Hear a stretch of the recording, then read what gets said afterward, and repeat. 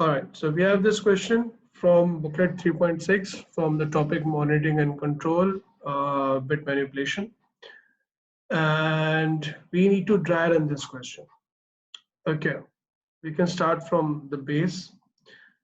You guys can quickly recall that what you people have done in chapter 1.4 in processor instruction set back in AS. So you people already should have an idea about how assembly language work. So they have given us the parts of the assembly language already, the opcodes and operands. All right. So we need to dry run the assembly language code. Start at loop. उन्होंने mention कर दिया कि आपने start कहाँ से करना है, loop से करना है. ठीक है बेटा, ये देखो ये लूप लिखा हुआ है, इस जगह से आपका प्रोग्राम स्टार्ट होगा. डेफिनेटली प्रोग्राम यहाँ से स्टार्ट हो रहा है और इस जगह पे खत्म हो रहा है. ये मोस्ट प्रोबेबली उनकी वैल्यूज है. ठीक है, ये डाटा है प्रोग्राम यूटिलाइज कर रहा होगा. अच्छा, लूप से स्टार्ट करते हैं. एलडीडी सेंसर्स, जो भी सेंसर्स के अंदर है उसको एक्यूमुलेटर में लोड करता है. सेंसर्स के अंदर राइट नाउ क्या वैल्यू पड़ी हुई है, ये वैल्यू पड़ी हुई है. ठीक है, तो एक्यूमुलेटर के अंदर ये वैल्यू लोड हो जाएगी, that is B00001010. That's it.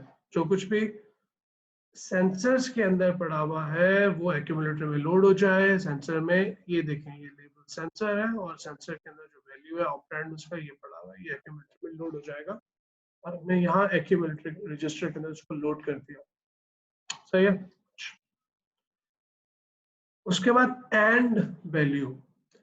And का फंक्शन क्या करेगा, जो कुछ भी एक्यूमुलेटर के अंदर लोडेड है उसके साथ एंड करेगा given value. You can always look back and have a look.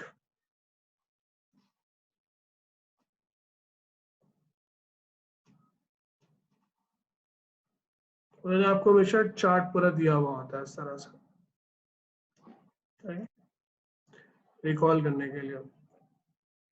Okay, sensors को हमने लोड कर लिया एक्यूमुलेटर रजिस्टर के अंदर. उसके बाद एंड का फंक्शन परफॉर्म कर रहे हैं वैल्यू के साथ. ठीक है, एंड वैल्यू के साथ. What is in value, this value 1. अब इस 1 को हमें एंड करना है जो कुछ भी एक्यूमुलेटर में लोड है. तो इसको हम छोटा सा यहाँ पे रफली लिख कर देख लेते हैं. एक्यूमुलेटर के अंदर जो वैल्यू लोड है वो ये 0 0 0 0 1 0 1 0. एंड किसके साथ करना है, 1 के साथ. आप 1 न्यू भी लिख सकते हैं और डेफिनेटली आप जीरोस पे ऐड कर सकते हैं just for your confirmation. And का फंक्शन परफॉर्म होगा, सारे बिट्स एक दूसरे के साथ एंड होंगे. We can see that already कि सारे के सारे 0 हो जाएंगे. एंड होने के बाद अगले स्टेप में यहाँ पे क्या होगा, स्मॉल कैपिटल बी का मतलब ये है कि हमने बिट की फॉर्म में लिखा हुआ है, सब बाइनरी की फॉर्म में लिखा हुआ है. एंड करने के बाद उसको हम कंपेयर कर रहे हैं #0 के साथ. जो कुछ भी इस वक्त एक्यूमुलेटर में है उसको हम कंपेयर कर रहे हैं किसके साथ, नंबर 0 के साथ, कि क्या वो 0 है. डेफिनेटली सारे 0 है तो उसका मतलब है ये 0 है. ये हमारी कंपेयर इंस्ट्रक्शन ट्रू हो जाएगी, तो JPE वाला पार्ट चलेगा. अगर ट्रू नहीं होती तो JPN वाला चलता या फिर स्किप करके वो अगली लाइन से कंटिन्यू करता. JPE वाला पार्ट चलेगा.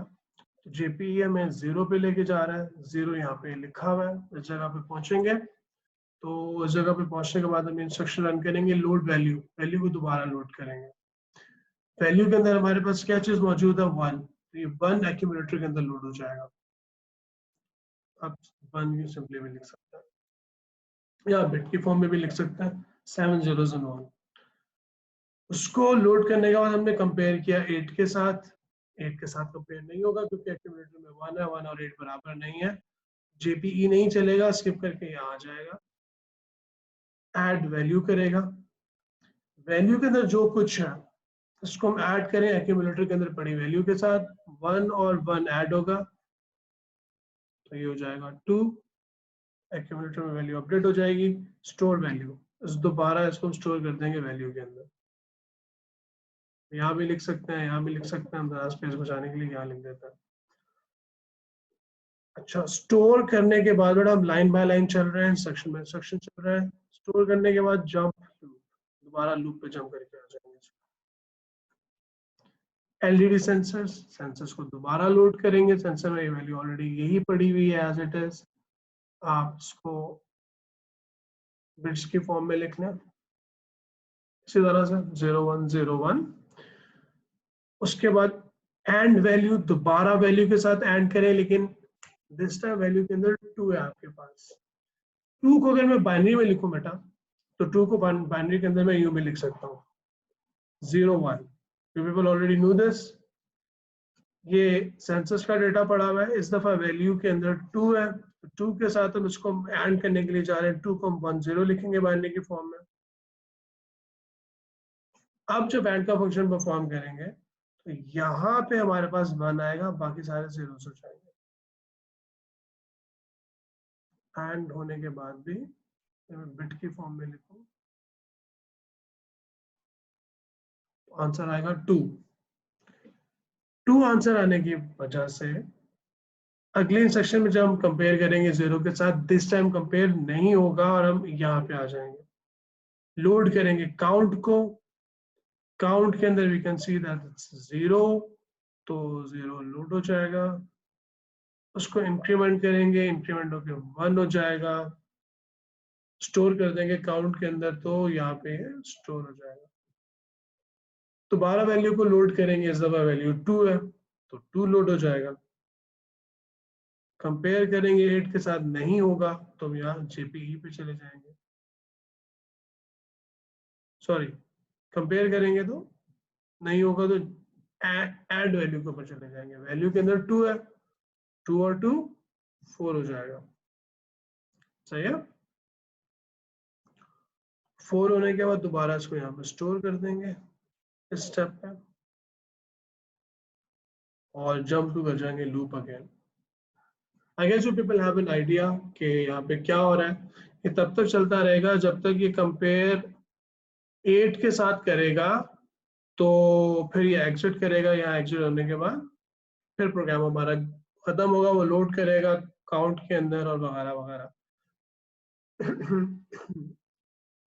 यहाँ पे हो सकता है कि उसने इंडिकेशन दी हो कि हमने सर्टेन अमाउंट ऑफ लिमिट्स तक रन करना है। When exit is reached, run the assembly language code, start at loop and finish when exit is reached. तो जब exit reach होगा तब आपने प्रोग्राम को रोक देना है, इट्स मीन कि आपने आगे कंटिन्यू नहीं करना, लोड वैल्यू नहीं करना, जैसे ही एग्जिट आता है आपने प्रोग्राम को स्टॉप कर देना। So that's the target. I'm leaving you people with rest of the question. इसको बेटा प्लीज सॉल्व कर लीजिएगा, कंप्लीट कर लीजिएगा।